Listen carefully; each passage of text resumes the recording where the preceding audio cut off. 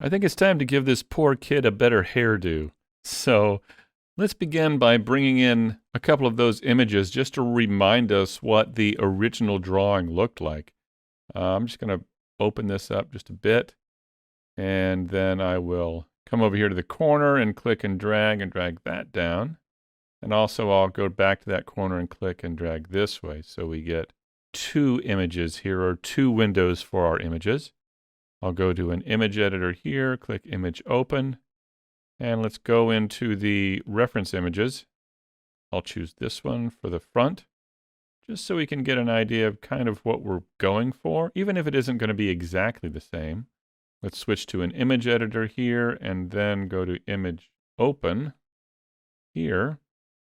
And let's bring in that side view right here, just so we have something to look at while we're combing the hair here. In addition, I think maybe I'd like to reduce the length just a little bit more. Let me go back to the particles panel here, and instead of 0.2, let's try 0.1. No, that's a little bit too short. How about 0.15? Yeah, I think that feels okay. Let's go with that. I don't want it to be too big off his head here, but I think this might work. All right, so now let's come over to our mode pull-down menu and switch from object mode to particle edit. And when we do that, we get this. We can't really see his hair anymore. And this isn't a bad way to groom the hair if your viewport is really slowing down. But I want to at least begin with the hair in the viewport. So I'm going to come back over here to the Active Tools tab, and if we twirl down the options here, we've got a little checkbox called Children, and you can see it says Display Actual Particles. So if we turn that on, then we can see it again. All right, well, here in the particle edit, we've got some tools here. We can comb the hair. If I come over here and click and drag, you can see I can just kind of comb the hair like this. I'm going to undo that. This is the smooth brush, which if you try it here, you aren't going to be able to see a whole lot happening here until we comb it a little bit more. But we also have the add brush, which you can actually add new children or particles into the hair. The length brush, you can actually grow the hair a little bit longer like that. And you have the puff brush, which kind of puffs the hair back out after you've combed it down. And of course, the cut tool here. So I'm going to begin with the cut tool, and I'm going to kind of go here to the front of the character, and I want to cut this area here. You can see that the sideburns here are a little bit shorter. So with my strength at 100, I can also hit the F key and make this bigger or smaller, and Shift F to change the strength. But I think I'll just come in here and click and drag up like this. Oh, also, let's go ahead and turn off the X mirror. It doesn't mirror when you're cutting, but it can mirror on the other brushes. So let's go ahead and turn that off now. I'll come over here and let's cut this part right here. So we're just kind of cleaning up the side here just a bit, like that. Also back here, let's trim this a bit. We don't need that here. Behind the head. Kind of like that. All right. And then what let's do is let's come back to the comb brush. I've got it here at 50%, and let's see what we can do with this. I'll hit the F key and move that out just a bit and make that just a little bit bigger. And when you're combing, it's really good to do it on the edges. If you try and do it straight in, here, let me see if I can show you. If you try and go straight in on the side here like this, that's what you're going to get. It's going to make more of an indentation than actually comb it. So what I found is that if you comb on the edges like this, without going straight into the middle of the hair, it tends to work a little better. All right, let me undo this. There we go. Now I'm just going to begin pulling. You can see I've got kind of a part here. I'm going to begin pulling these out so we have just a bit of a kind of a hint of a part there, right there. And then I'm also going to begin curling over a bit and I want to swoop it back toward the back of the head. So to do that, once again, I'm going to tilt it so I can just see the edges of it and begin moving it back like this. You really have to do it kind of in small increments. And I'll get this here. Just trying to move that back like that.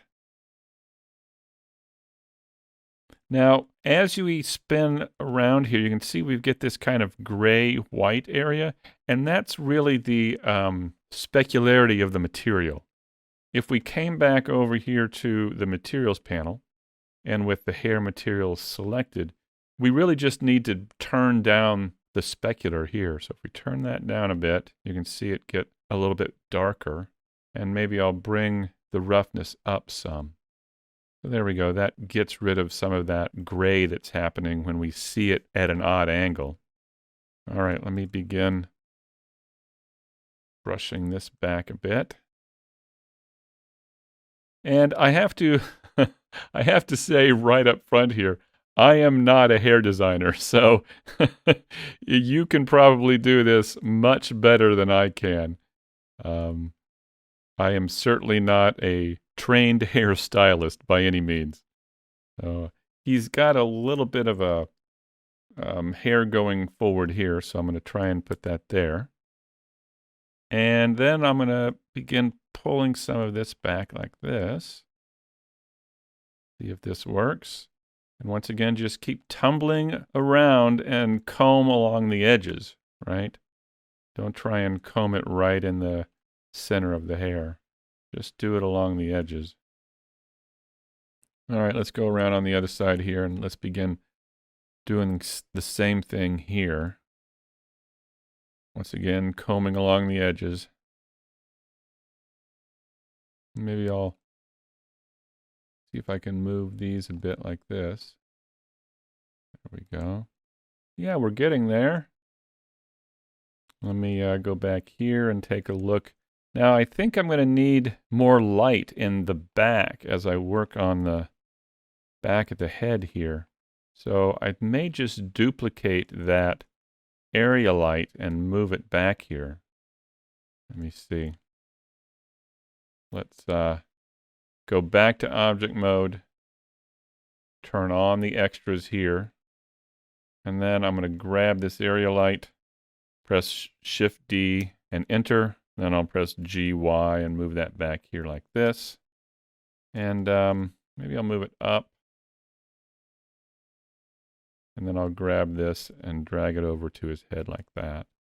Just so I can see the back a little bit better. Yeah, I think that'll help. Okay. Let's now turn off the extras again. And keep combing this kid's hair. Now, I feel like we need to cut some of the hair back here. It's a little too long now that we've kind of combed it down.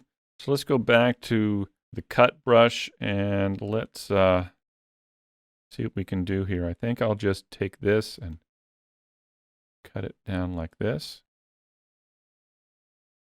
And the same thing over here. Let's see how that works. Better, but I still feel like we could get a little bit more here. There we go. Let's turn it around here and see how we're doing. Maybe a little bit of combing back here. Well, let's hit F12 and see how it looks. Not too bad. I'm thinking about increasing the number of particles here. Let's go back to the particle tab here and right down here, this 30 and 30. I wonder what would happen if we increased that a bit. Let me go back to object mode here. And let's take this 30 up to 50, let's say. Yeah, that's kind of nice. Let's take this up to 50 and let's take a look at it in the render view. I'll hit F12.